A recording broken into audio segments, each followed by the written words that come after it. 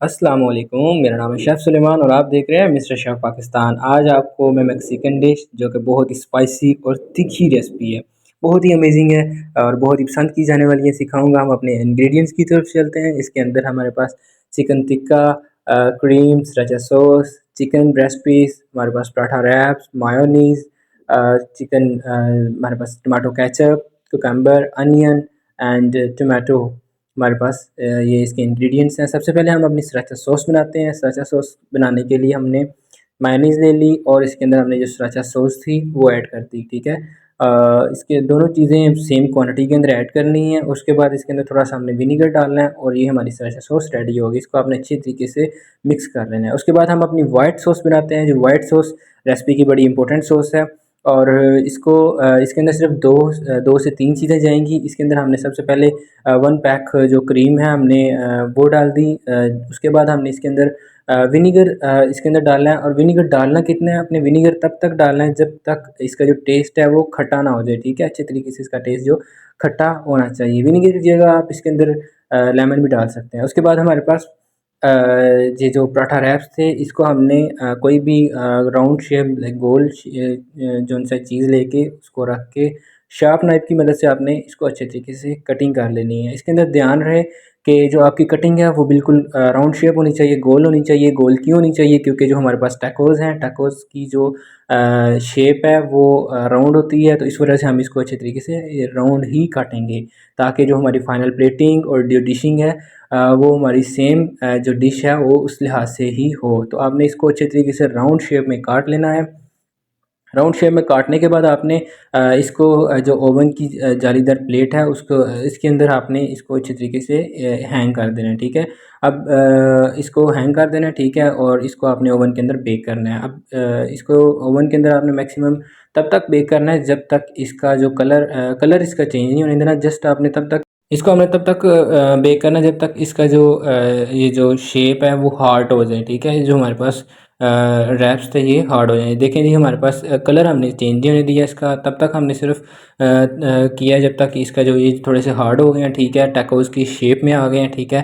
तो यही जो मेन बात थी इसके अंदर, इसका ख्याल रखना है आपने, ठीक है। अगर आपने ओवन के अंदर नहीं करना पहले तो ओवन के अंदर बेस्ट रहेगा, ओवन के अंदर ही करें। अगर आपके पास अनफॉर्चुनेटली ओवन नहीं है तो आप इसको तवे के ऊपर कर सकते हैं, लेकिन शर्त ये है कि इसकी जो शेप है वो शेप इसकी यही रहनी चाहिए।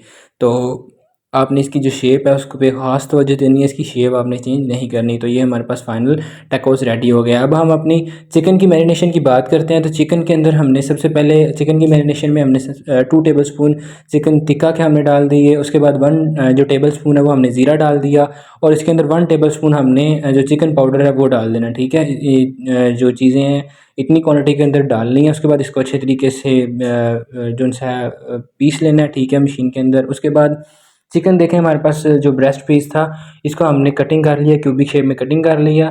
जो हमारे पास मसाला रेडी हुआ है वो हमने मसाला डाल दिया इसके ऊपर। 2 से 3 टेबल स्पून हमने इसके अंदर विनेगर डाल दिया और विनेगर डालने के बाद हमने इसके अंदर 3 से 4 टेबल स्पून हमने इसके अंदर ऑयल के डाल दिए, ठीक है।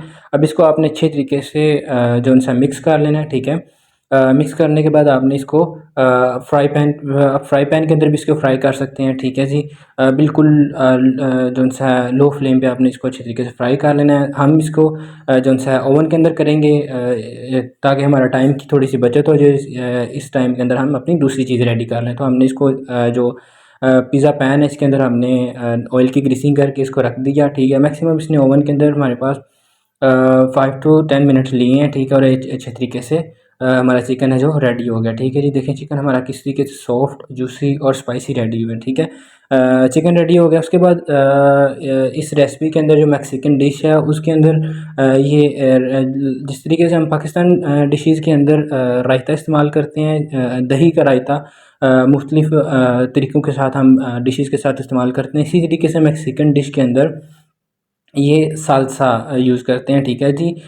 ये जो भी डिश बनाएँगे, जो अभी ये हम बनाएँगे इसको सालसा कहते हैं, ठीक है जी। वो ये जो सालसा यूज़ करते हैं तो इसकी डिश के अंदर भी सालसा जाएगा तो हम सालसा बनाते हैं, ठीक है जी। जो कि बहुत ही अमेज़िंग जो है इसकी रेसिपी है।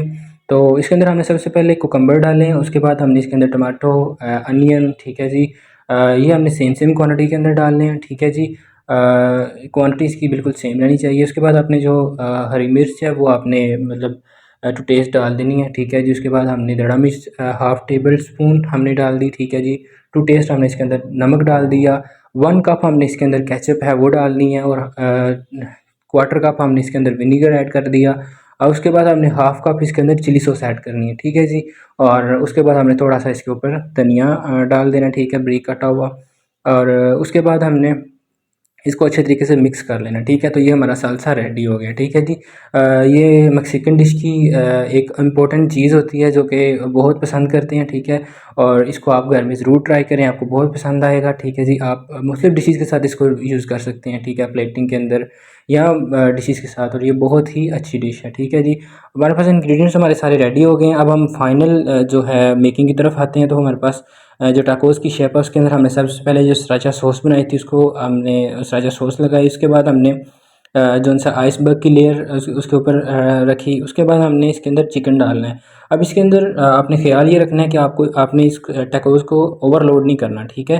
ना ज़्यादा ओवरलोड करना है और ना ही ज़्यादा इसके अंदर कम इंग्रेडिएंट्स डालने हैं, ठीक है। ओवरलोड करने से नुकसान ये होगा कि प्लेटिंग के दौरान जो है ये ओवरलोड होगा तो प्लेटिंग इसकी खूबसूरत नहीं होगी, ठीक है। और आप जिसको सर्व कर रहे हैं, जो आपका गेस्ट होगा, वो भी खाते हुए उसको उनको थोड़ा सा मसला आएगा। तो इस वजह से आपने ना इसको ज़्यादा ओवरलोड करना है और ना ही अपने इसको ज़्यादा इसके अंदर इंग्रेडिएंट्स कम डालने हैं। नॉर्मल अपने अंदाज से इस तरीके से आपने इंग्रेडिएंट्स डालने हैं, ठीक है जी।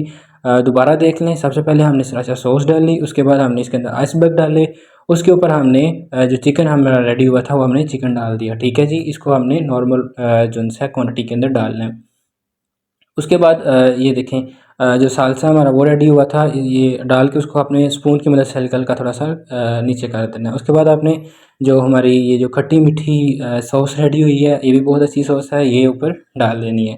अब हम फाइनल प्लेटिंग की तरफ चलते हैं। फाइनल प्लेटिंग के अंदर हमने सबसे पहले जो जो बेस थी उसमें हमने आइसबर्ग रख दी है। उसके ऊपर हमने ये 3 पीस ऑफ टाकोस रख दी है। उसके ऊपर हमने जो है थोड़ी-सी लेमन जूस की थोड़ी स्प्रिंकलिंग की, और उसके बाद हमने जो सराचा सॉस बनाई थी वो हमने रैंडमली फेंक दी। तो ये जी हमारे टैकोस रेडी हो गए हैं, जो कि मैक्सिकन डिश है और बहुत ही तीखी और बहुत ही अमेजिंग और बहुत ही फेमस डिश है। उम्मीद करता हूँ आपको रेसिपी बहुत अच्छी लगी होगी। अगर आपको रेसिपी अच्छी लगी, वीडियो अच्छी लगी, लाइक करें, सब्सक्राइब करें, कमेंट करें। अल्लाह हाफिज़, शुक्रिया।